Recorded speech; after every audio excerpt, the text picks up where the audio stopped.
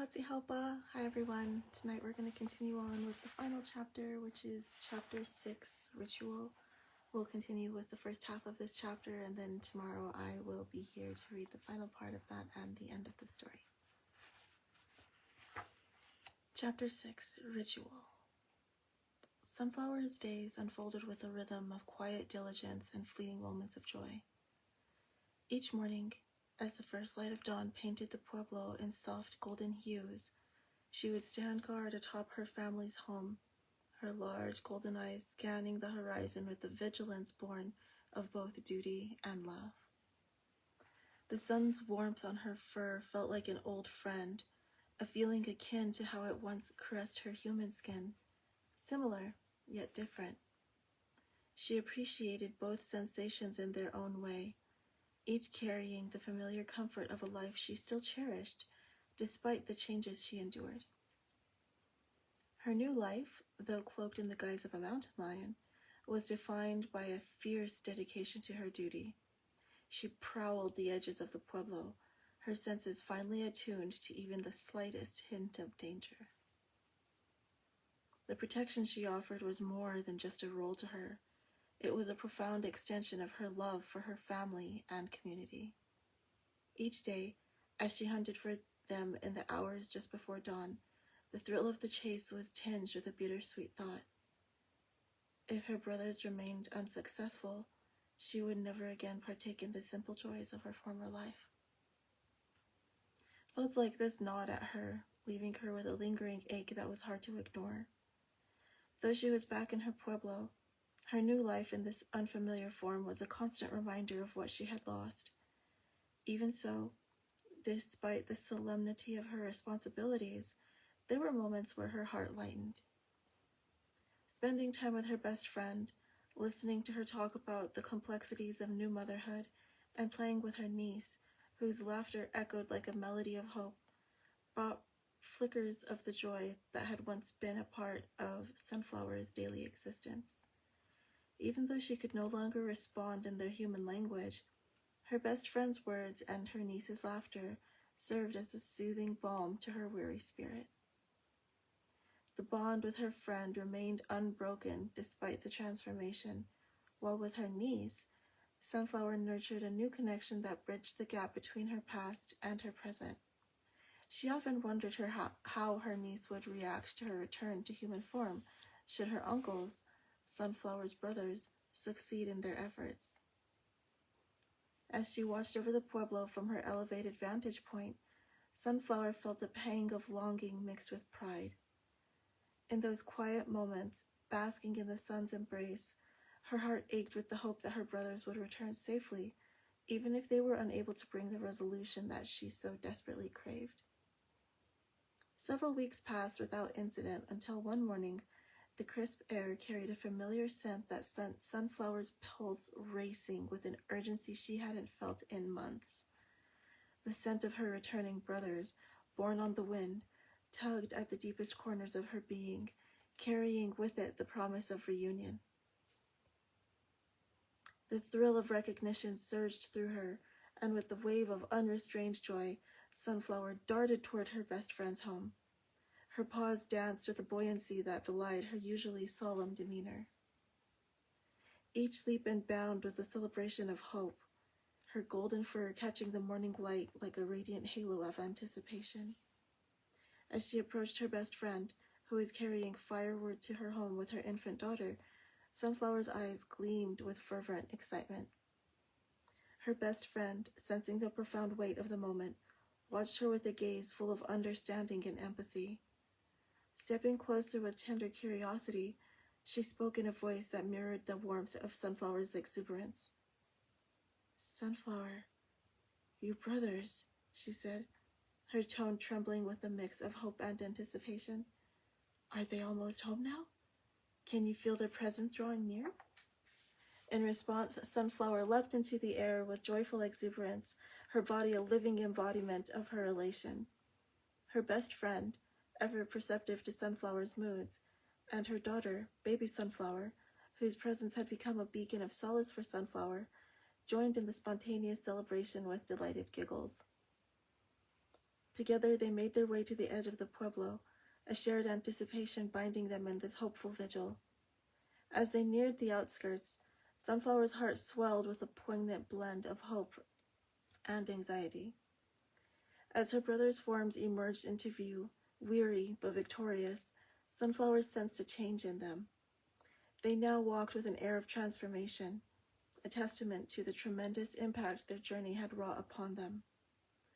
They carried not only the physical evidence of their travels, dusty garments and weary steps, but also an aura of quiet resolve and newfound spiritual understanding that could only be gained through profound trials and reflection.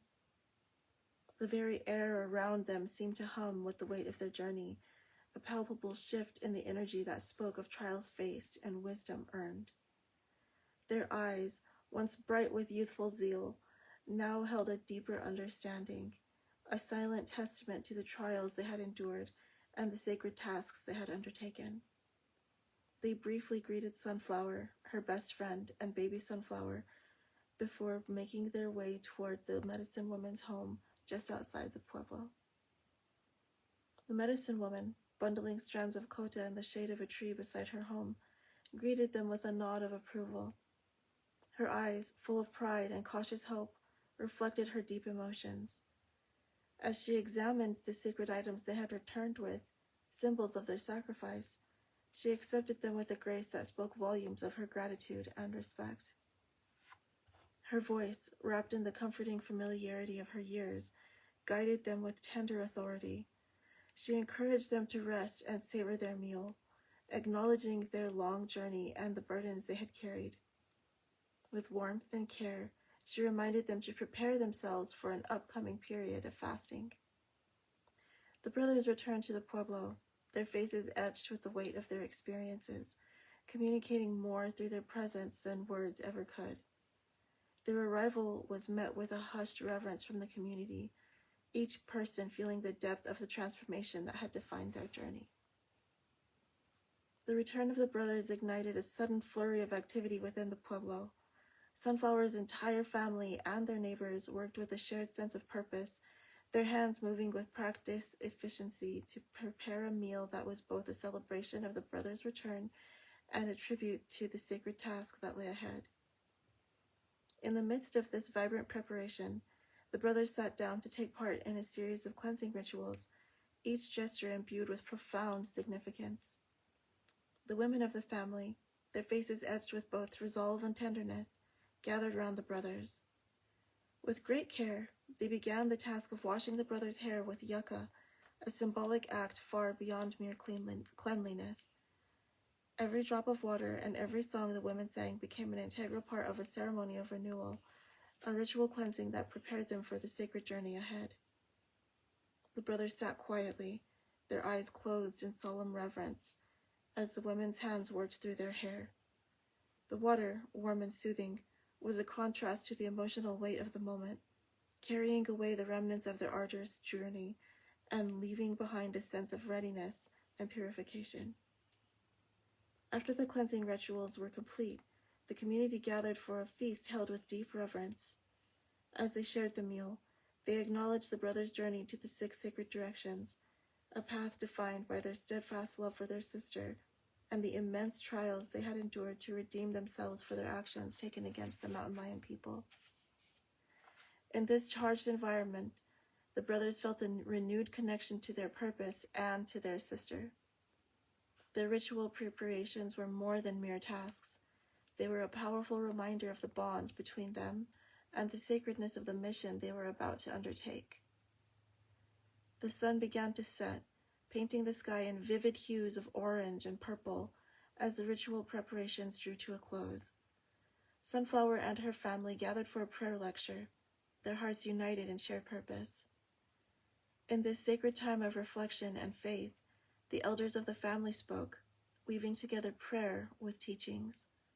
Their hearts were united in a powerful collective intention, fervently focused on Sunflower's successful transformation and of a truly complete mending of the rift between their people and the Mountain Lion people. After the prayer lecture, the brothers, weary from their journey and the day's emotional weight, sought a restful reprieve. Meanwhile, Sunflower mentally prepared herself for the next steps of her transformation, deeply reflecting on the immense appreciation she felt for the sacrifices her brothers had made. She was keenly aware of the significance of their efforts and prayed that her successful transformation would honor their journey, ensuring that their sacrifices were not in vain. Several days later, just before the sun began to climb into the sky, the culmination of the brothers' days of fasting arrived with a profound, resonant silence. Gentle whispers of anticipation fluttered through the pueblo as preparations for the transformation ritual began. The air was thick with reverent stillness, as if the earth itself paused, holding its breath in eager anticipation. As the family got ready to leave for the medicine woman's house, Sunflower stepped out from her parents' home, ready to lead them to the place beyond the medicine woman's home, where a sandstone slab stood as a quiet sentinel to the ritual yet to unfold. Dressed in an intricately embroidered manta and belt, Sunflower was a striking figure of grace and tradition. The manta, securely fastened around her right shoulder, fell gracefully to her ankles, while a belt cinched the fabric at her waist. Her bare paws made soft whispers against the ground, and her tail, kept carefully low, ensured that her manta remained modestly in place, protecting her from any inadvertent exposure. Underneath the white expanse of the dawn sky, the family assembled with the sense of purpose and solemnity. The medicine woman, her voice imbued with the weight of esoteric knowledge and the essence of spiritual guidance, offered a powerful reminder of the sacred importance of their focus. She emphasized the need for unwavering, focused attention to their success, ensuring the depth of their intention remained centered on Sunflower's transformation. Taking their places before the sandstone slab, the brothers' faces were set in determined calmness, their eyes reflecting the gravity of their mission. Once the sacred items were in place, the medicine woman began to sing, and the brothers commenced their dance. The sacred dance they performed was a profound expression of their spiritual commitment. Every step, every movement was an homage to the prayer rituals passed down through generations, a dance imbued with the essence of their ancestors' faith. Weaving through the air with a resonant beauty, the medicine woman's voice carried a song born from personal intuition and ancient teachings, rich with echoes of ancestral wisdom and whispers of the spirits. In synchrony, the brothers danced, their movements a testament to the unity and reverence that had marked their journey. Steeped in sacredness, the atmosphere intensified with every note and step, adding to the gravity of the moment. As the dance progressed, the collective heartbeat of the family and community synchronized with the rhythm, a pulsating testament to their shared faith and unwavering devotion. Amidst this sacred performance, Sunflower was gently wrapped in a large cotton shawl by her mother. Though Sunflower was already dressed in her new manta and belt, the shawl served as an additional layer of preventative protection from exposure. Soft and warm, the shawl symbolized not only a physical covering, but also her mother's commitment to ensuring Sunflower's transition remained respectful and secure. And with that, we are at the halfway point of chapter 6. I thank everybody for being here, and for everybody catching this replay later. I appreciate you doing that as well. It really brings me joy to see that people are enjoying this story and sticking through to the end. That really warms my heart. So with that being said, I wish you all a good day, night, whatever it is, wherever you are. It's a good night here for myself, so I'm going to be getting some rest, and I wish you all everything good to come to you. Let blessings rain down upon us all. Good night.